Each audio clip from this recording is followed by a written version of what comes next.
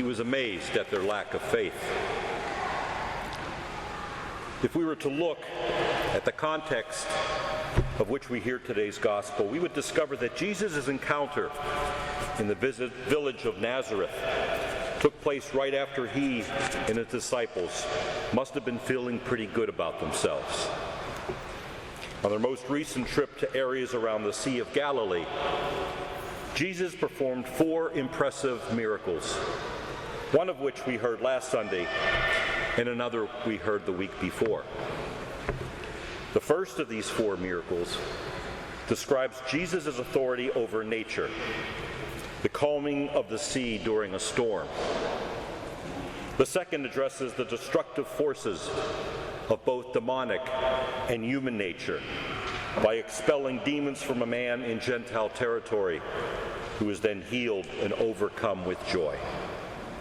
Finally, the third and fourth miracles reveal Jesus' authority over disease and death as he responds to the appeal of a man of substantial power and influence alongside the plea of a woman considered to be an outcast in society, both humbly falling at the feet of Jesus in faith.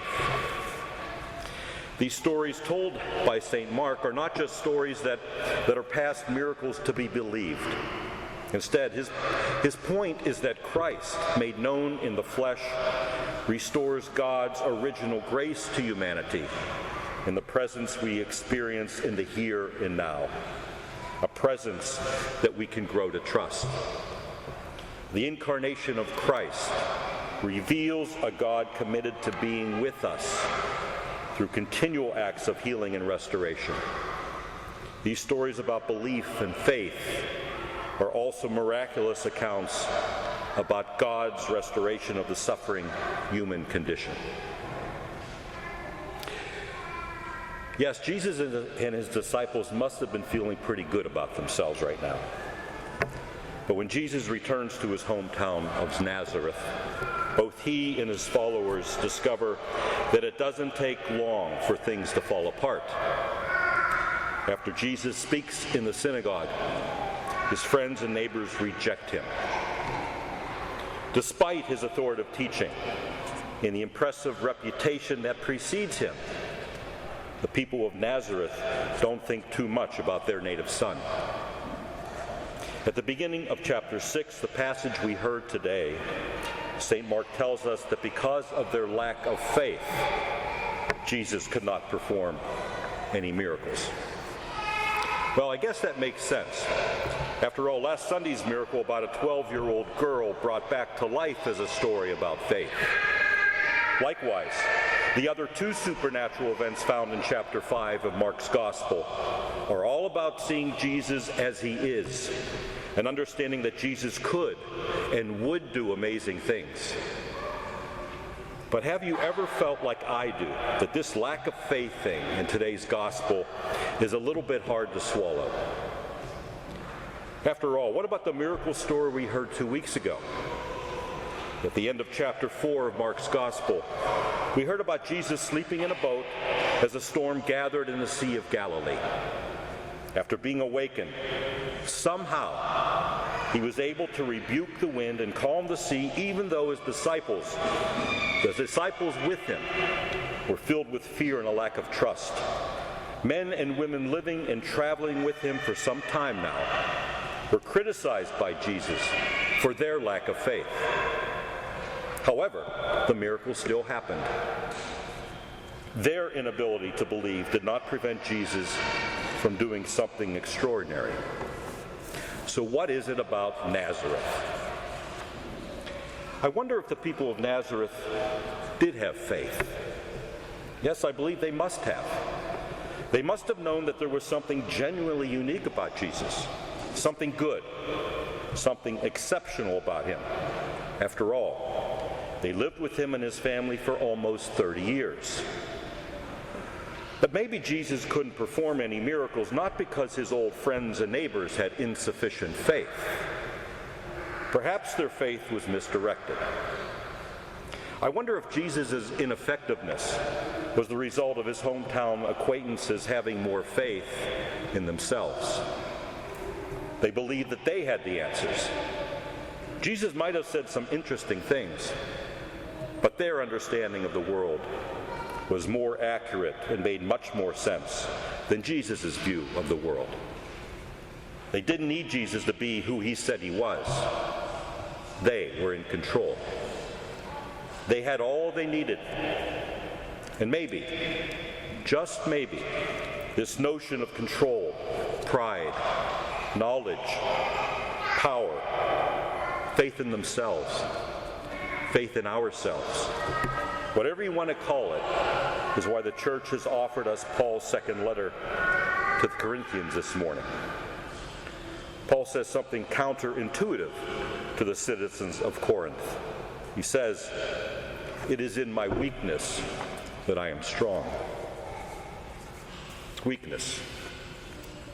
Have we ever given thought to the meaning of this word? What if I suggested that it is in the word weakness, not in the word faith, that our whole attitude toward life, humanity, and God depends? But who wants to be weak? Weakness is just another word for imperfection. You know that there's many people today who believe that Christianity is for the weak. Religion is for people with inferiority complexes.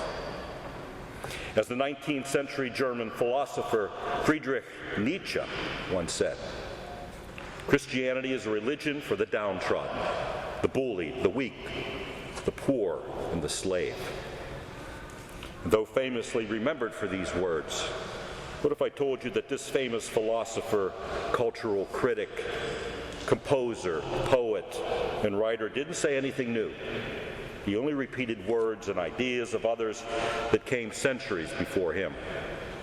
Thoughts and sentiments that continue to carry weight today and will undoubtedly endure for generations to come. Though people who hold this view would never admit it, they are indeed a people of faith. But their strength, confidence, trust, and conviction lies only in themselves and in the shadows they mistake for reality. Faith in anything else is considered to be a weakness. Maybe our faith in Jesus is just fine. Yes, I'm sure we have faith. We believe, because after all, we're here today. We come to Mass on Sunday, our weekly obligation. Surely if God wants to do a miracle, we will not stand in his way. But what if the miracle that God wants to perform isn't the miracle we want? You know what I mean? A miracle like getting us to stop gossiping, to stop thinking that we are more reverent and pious than anyone else. A miracle that allows us to be more patient, generous, humble, and kind. What if God wants to perform a miracle that will enable us to let go of our wealth and give it to the poor? What if God wants to perform a miracle that calls us to holiness not so that our lives will be better, but so that the lives of others will be better? Yeah, I don't know. Maybe I really don't want God to be God if it means that I have to give up control in the way I want to live my life. Perhaps it's better if I put my faith in a God that looks more like me and is more supportive of my desires. My friends, if we want God to be God, we have to give up control. We must become weak. If we allow ourselves to boast of our weakness like St. Paul, then and only then will we have the wisdom to say that God is God and we are not. When we give into our pride and let be God who God is, we can allow ourselves to be who we are meant to be. Now that, my friends, is faith.